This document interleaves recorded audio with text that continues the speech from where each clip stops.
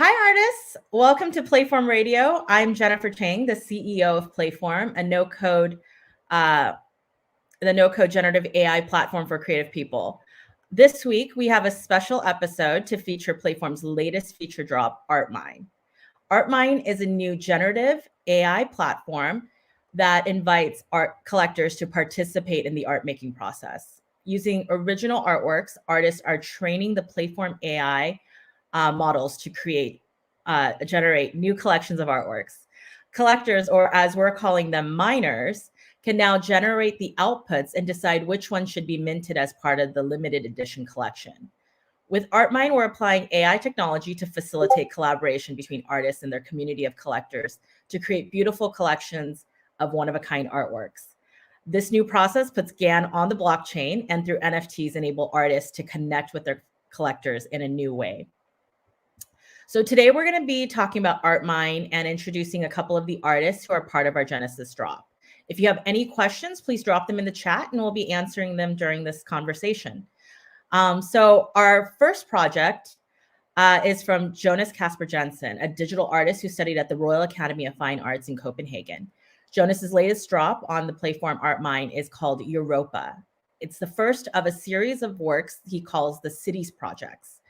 In Europa, he's trained an AI on his photography, and he invites collectors to mine this model to generate a collection of images that will comprise the virtual city of Europa. Please join me in welcoming Jonas to the stage. Hey, Jonas. Hi. How are you doing? I'm good. Good evening here from Copenhagen. Yeah, thank you for joining us. The time differences are definitely, pretty wide, but, we picked the time because it tends to cater to as many time zones as possible. And so we have a lot of people from all over the world joining us. So let's just start by digging into Europa. I'm going to actually pull up the project here in a minute. Just gonna share my screen and get that going so that everyone can see what we've been working on. Just takes a minute. So yeah, can you tell us kind of the story behind Europa? I know this was inspired by an experience that you had, and everyone can go to Artwine and you can find their Europa project there. This is what it looks like. There's some sample generations that you'll be able to check out. But yeah, Jonas, why don't you tell us a little bit about Europa and what inspired this project? Yeah, so it's actually been it's one of the longest projects that I've been working on. I left Denmark for living in Berlin and Germany when I was rather young, and I tried to understand this new country and city by taking photographies in a smaller city in Germany, where I walked around and just looked at the city, and I had this idea that I wanted to capture the whole city and make a portrait of the entire city. So I would leave Berlin and go out every Sunday, because the city was rather empty on Sundays, and then take images of all these empty streets. The city was surrounded by fields of land, so it was kind of a very small experiment place, I would say. So I took photographies, and I also wrote text every time I was there. I wrote text about how I felt while being there. The images I took on Kodachrome, which were to be discontinued. It was a diapositive film that Kodak stopped producing shortly after I made the project. And then it just went to my basement, and I was thinking, like, what should I do with this project? I have images from a whole city, and yeah. So I went through all formal education and in Städelschule and the Royal Academy in Copenhagen, and didn't find a proper place for it. And somehow it just like kept on working in the back of my mind. And when I stumbled upon Playform, I immediately got this idea of feeding the AI with these images and seeing what kind of city would come out of it. So that was where it landed, and that's what you see here. Yeah, so using Artwine, collectors are able to come in here, and by putting in these 8-digit codes, you're actually able to generate the results from this model that Jonas has trained. It takes a few seconds for the generation to happen. The AI is at work, so be a little patient with it. But the really exciting thing is, there's different results. So this one is specifically this number 6948728. But you could always keep generating. It's free to generate, and you can generate as many times as you want. That's really kind of the fun of this platform. So we'll see now what number 90995441 inspires the AI to create from this model next. And so as you can see, each of these are just completely different. And the model has been trained on this town or this city that Jonas was actually in and taking photos of.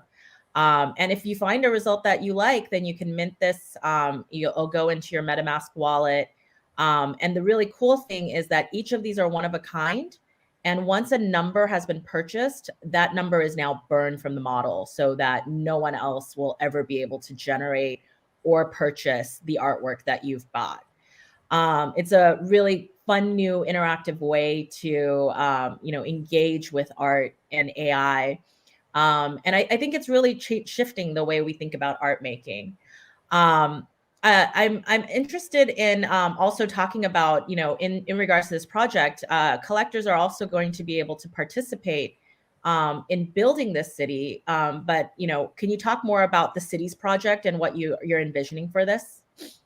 Yeah, so I'm thinking of actually we the two of us had a conversation about this is really obviously a European city, and you can see like almost the historical tradition of how the architecture in Europe has been unfolding through the last hundreds or 200s of years in this project, even if it's an AI that is processing these images.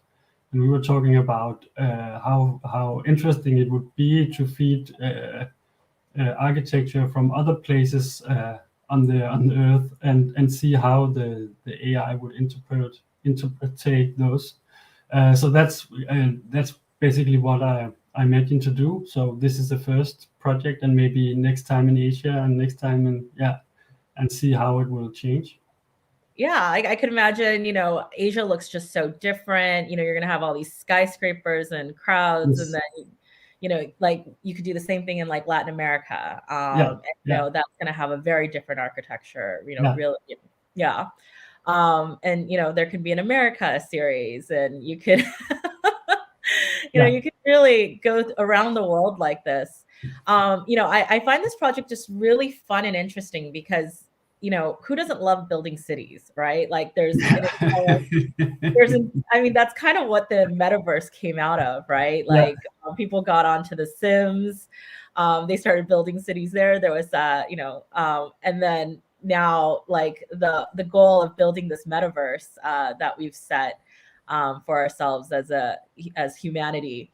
I feel like this is a step in that direction. We're starting by building an AI city in Europe. And as you mentioned, this is going to continue on as a series of different cities around the world. It's super meta.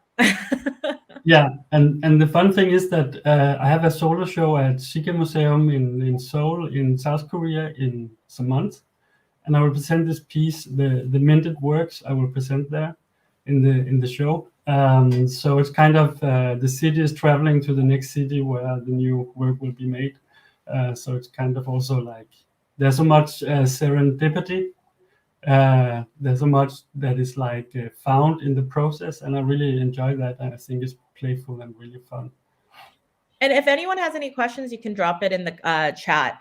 And I mean, that's also just, I'm glad you mentioned that because, that's the other part of this that's really cool, right? Like the collectors not only get to purchase art that they really enjoy, but they also get to be part of the process of, your art. You just mentioned the selections are going to be showcased in an actual exhibition. In the past, artists really had to work alone, right? Like they created by themselves, and then they just present it at a gallery and see if anyone else wants to, now own it. But in Artwine, it's really not just about ownership, but really also about being part of the creative process. And I think the reason artists are always so popular and art is so popular is because some of us are better at it than others, and others of us want to kind of be part of these creative processes in some way. And I think through AI, we're able to get collectors even closer into the process. Can you tell us a little bit more about that exhibition that's coming up? Yeah, it's on a museum, a private museum in Seoul called Sika Museum, and they host different kind of digital artists. So they have a program, I guess, once a year you can apply. So yeah, cool. And of course, as all other artists, I guess I'm still in the process.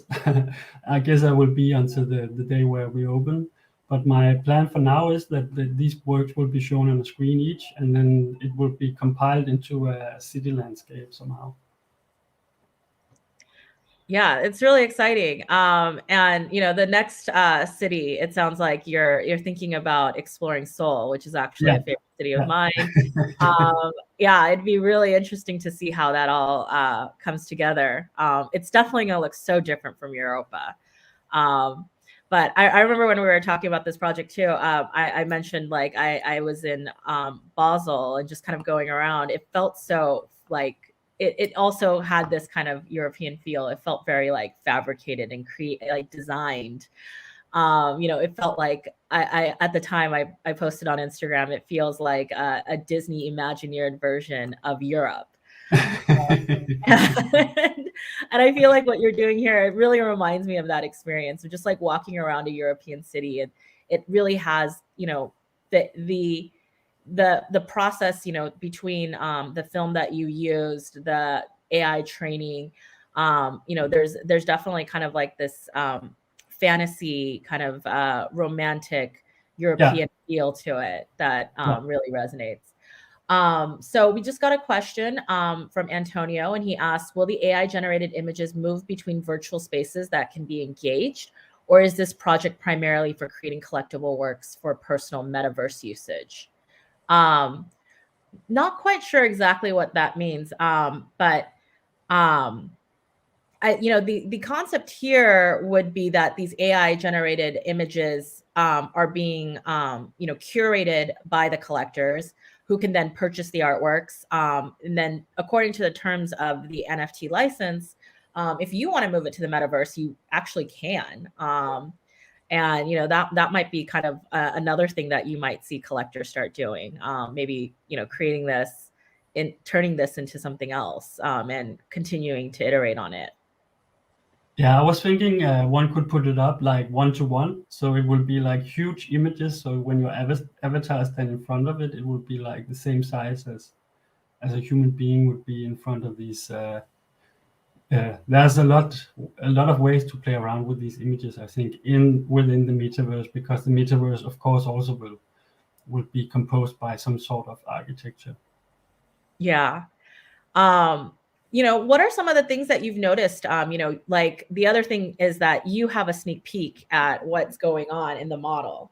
As the person who trained the AI. What are some things that you've noticed from this model that you think collectors should look out for? I think there is some rather strange results where it's only, I think we can see one to the right, down to the right, where it's only forest.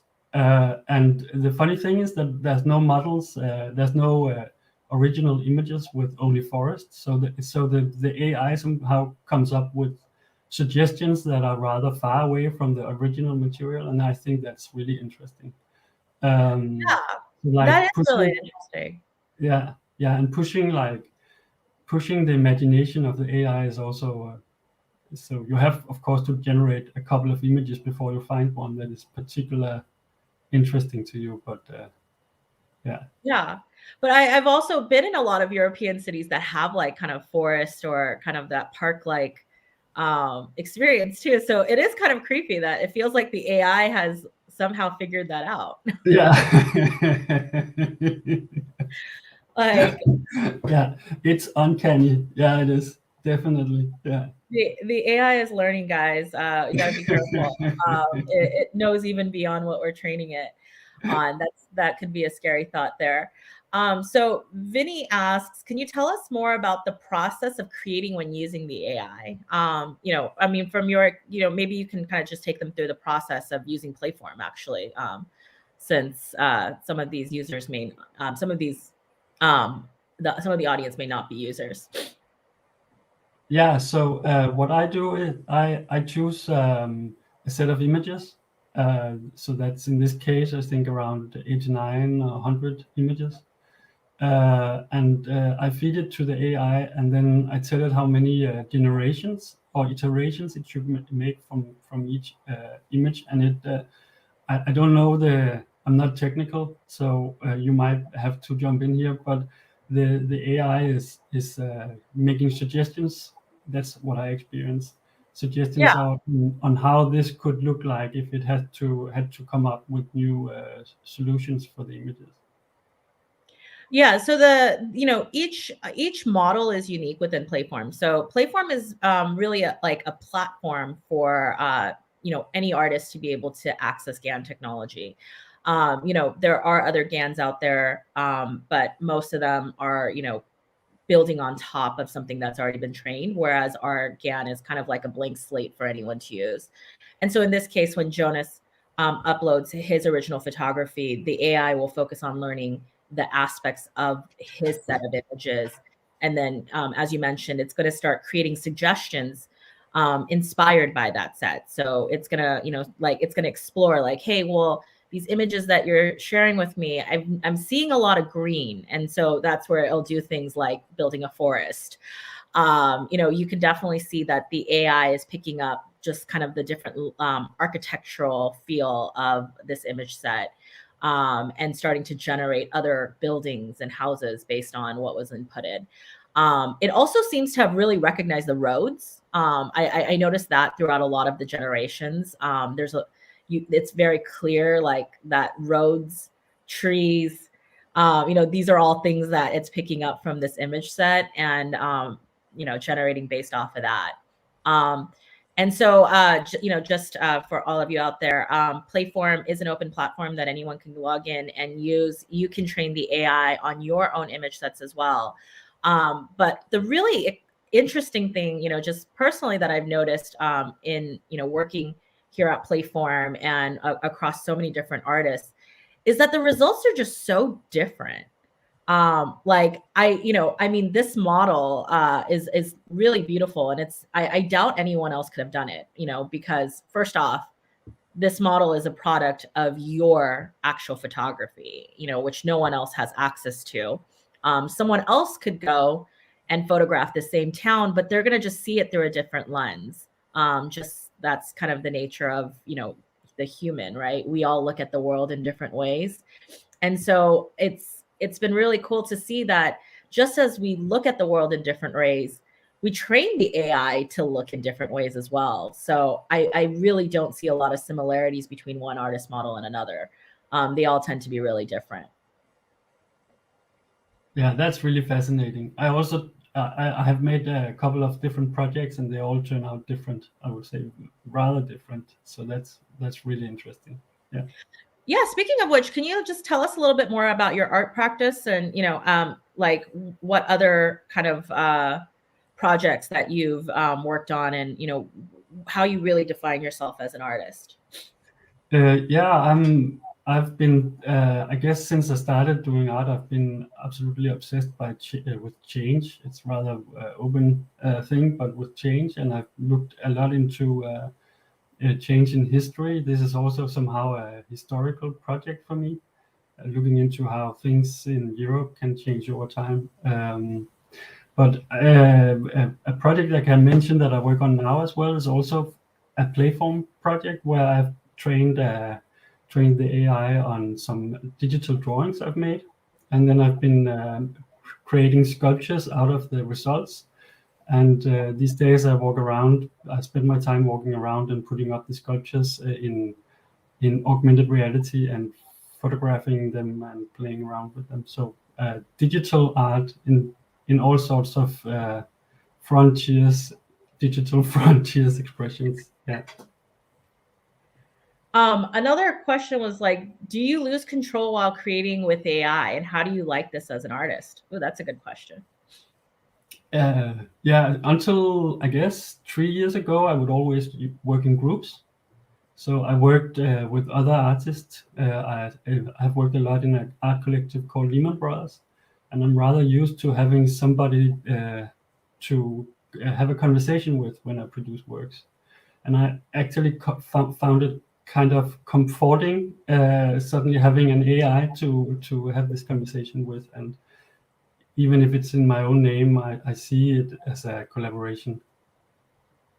That's actually like a perfect way of explaining that. I really like how you answer that question. Yeah, it's, there, I think in collaboration, there's always a loss of control Yes. to some degree.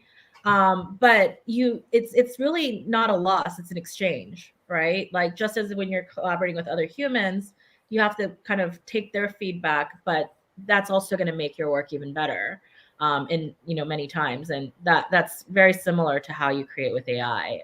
It's like having a collaborator, a partner, someone to have a conversation with. And so, in that same sense, while you don't have full control, it's really that exchange is valuable and meaningful, and likewise with Artwine as well, right? The artist is giving up a certain level of control here. Rather than selecting yourself, you're asking the community to help you select the best from this model. Yes.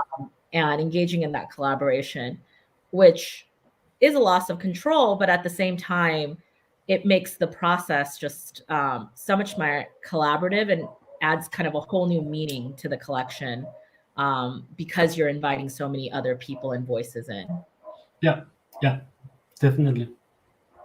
I'm not sure what this person means by dementia, but he said, can you tell more about the thoughts behind dementia and what's Yeah, so that's the other project I talked about okay. before, Dementia. And it's, as I said, it's also, the works are done on Playform, so it's still close to our conversation, but it's sculptures, and I set them up in augmented reality. And it's this idea, I have this feeling that, this is me having thoughts, I have this feeling that the whole movement with NFTs will make a lot of new digital artists that maybe leave their physical traits, and we will have maybe a loss of production of physical works. So again, it's a matter of change that we are leaning towards the metaverse and the digital reality. And with the Dementia, I'm trying to combine both the physical and the digital and create a kind of a reality where they can coexist instead of there's this memory loss of the past. Interesting. Yeah, I mean, like the possibilities of what you can really express and share today with all the different tools available. It's really remarkable, and it sounds like you're taking advantage of every single tool available, and really kind of like digging into new depths and new expressions. Well, before we end this conversation, I also wanted to just ask, you've been in NFTs for a while, and a lot of the people listening, they might be thinking about getting into NFTs. They might be thinking about trying Artwine as a way to get into the NFT world. Yes. What are some of your thoughts about NFTs, and do you have any advice for other artists who are thinking about going down this path? Yeah, I would say like when I started, I was a bit afraid of the whole scene and what would happen to my work and where it would all go. And it's been a bit like jumping into the water and then just following the stream and see where everything is going. And I'm having so much fun with it, and I see the change in my practice, and I just love and enjoy it. but you also lose some control because there's just different mechanisms than if you come from the traditional art world, and you have to learn that by doing it, I would say. So it's going both ways. You gain a lot because you come into a very welcoming community, but also you have to reconsider everything you do. That's both good and bad, I would say. Yeah, right. Like it's a whole new world. And I like what you said about going with the stream. You just gotta flow with it. I think there is a real loss of kind of that fear of the loss of control. And I think that's the thing about the traditional art industry and like gatekeepers, right? Gatekeepers kind of help you control. But the beauty of this decentralization and the fact that there's no longer like kind of gatekeepers deciding what and what is not art is that there's all kinds of new opportunities that never existed before. And the fact is this NFT art world is building so rapidly, but we're at only the beginning. This is just so nascent. Just jumping in and kind of going with it and seeing where the industry goes. I think that's really the attitude people have to have, or you're just going to be overwhelmed. Yeah, it's like a crazy deformed flower that is unfolding with 1,000 kilometers an hour in a weird way. But it's beautiful, and it definitely works for a lot of people. Oh, actually, one more question someone put up is, how is your experience engaging with the public and creating the art? Sorry, one more time. How was your experience engaging with the public and creating art? So I guess it's kind of like, in this new art world, what has that experience been, and kind of having that collaboration, and what has been the response from your collectors? With the Artwine project? Just I think in your maybe with the Artwine project, maybe that's what he means. Yeah, actually some of my collectors already, I had a 1-hour conversation with a collector today that called me and wanted to talk about, I get a lot of response, and in a different way than I got before. And I think the digital nature of NFTs make it really easy for people to engage in artist work suddenly. So for me, it's there's definitely more conversations about my work than I'm used to. And and it's also really nice. Like I see this a lot with NFT artists, that their collectors are not just like someone who bought their art that is kind of like an unknown face. When I talk to traditional artists that are selling through galleries, sometimes they don't even know who their collectors are. Yeah. Whereas NFT collectors, they tend to know all. NFT artists tend to know their collectors. The collectors reach out on Twitter. They get to know you. They get on your Discord. It's a relationship, not just a purchase. Yeah. And it's also the beauty of blockchain that you can always go and find the wallet that has your work, and you might be able to find the person behind that wallet. So it's easy to get in contact suddenly. Yeah. And actually, if you purchase anything on Artwine, it also unlocks the artist contact info. So the artists have provided their email addresses. And so once you purchase something in the My Collections page, which is up here, you click on collection and it'll show you everything that you purchased that's in your wallet. And it will present to you all the artist contact info so that you can directly engage.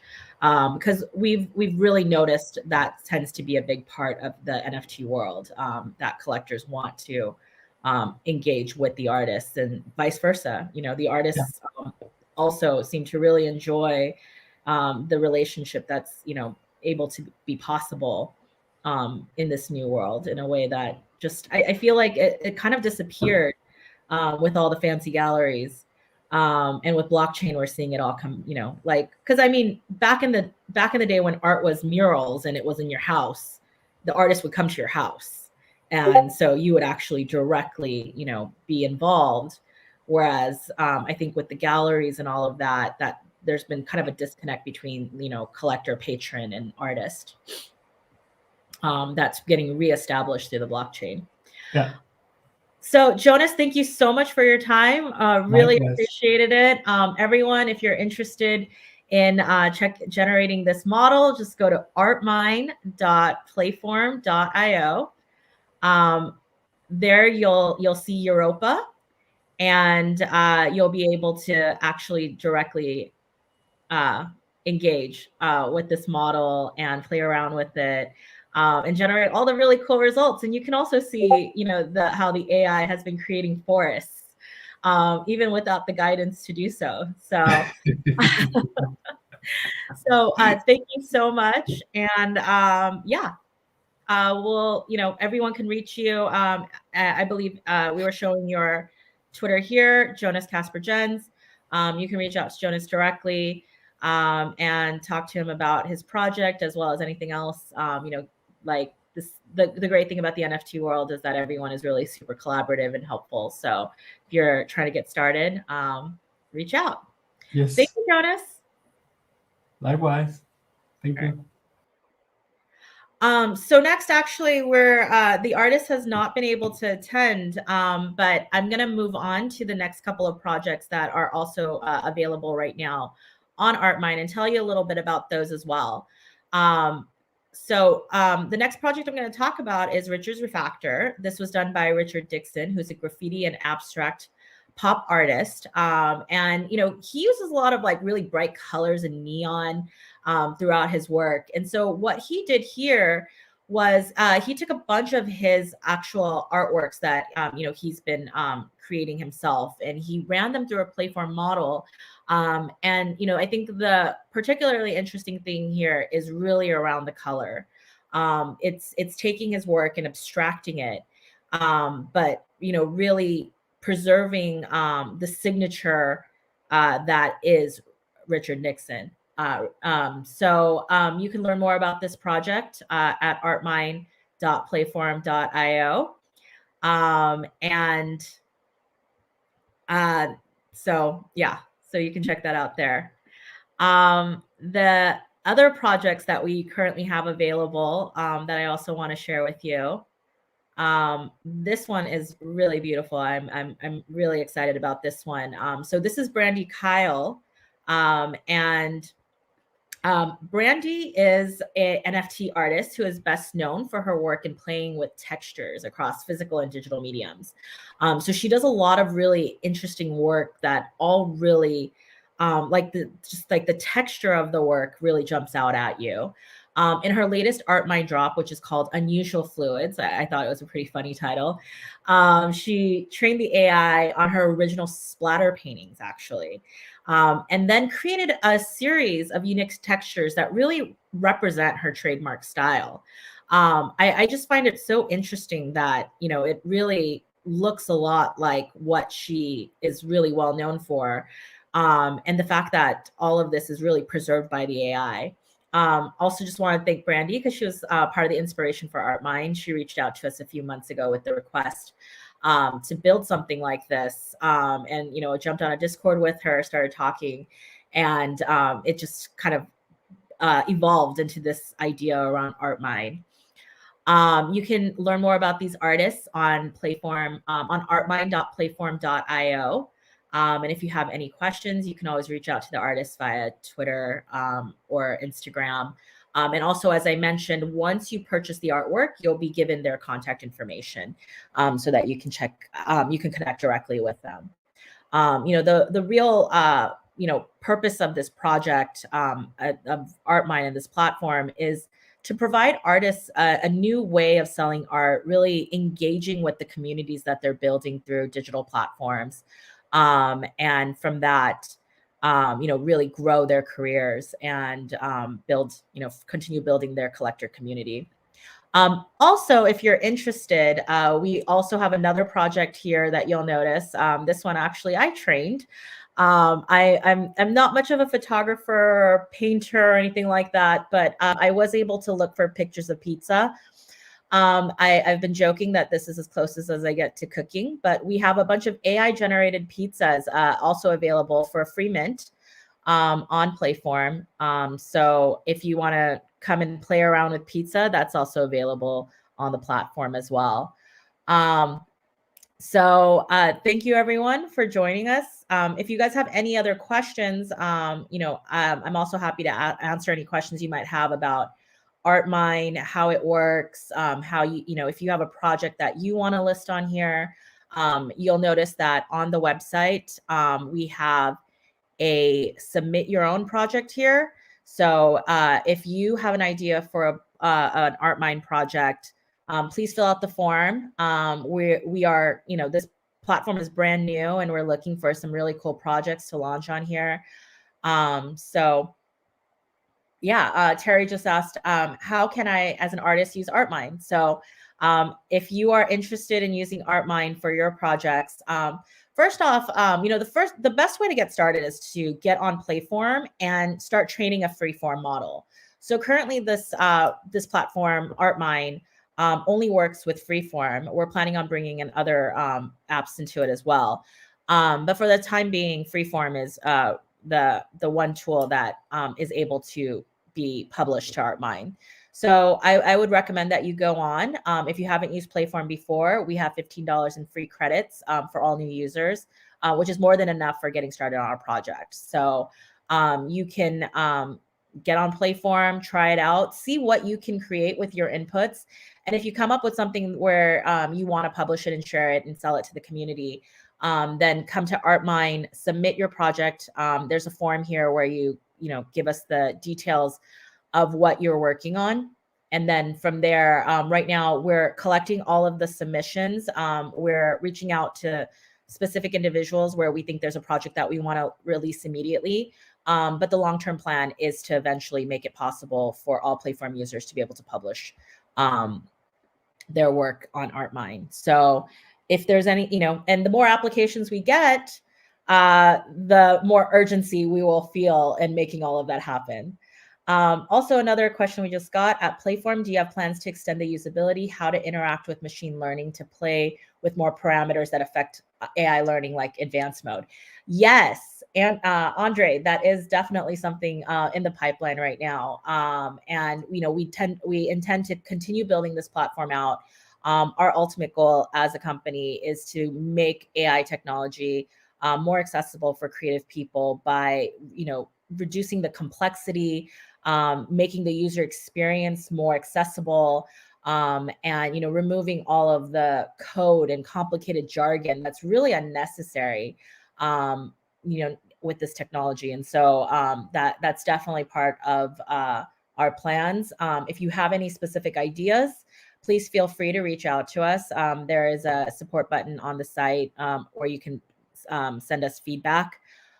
We really love user feedback. As you can see, Brandi actually suggested this, and a couple months later, we actually were able to make it work. And I actually already see right here, Ahmed, who is our CTO, is already replying back, what parameters would you like to control? So there you go. As a company and a platform, we're very much interested in your what you want out of this software. And the more people that request the same thing, the more likely we're going to be building it, because ultimately we're trying to cater to the larger community on our platform. All right, so that's it for today's Playform Radio. As I mentioned, I'm Jennifer Chang, CEO of Playform. Love to see what you're creating, and so please keep creating, keep sharing, and thank you so much for joining us today. Bye.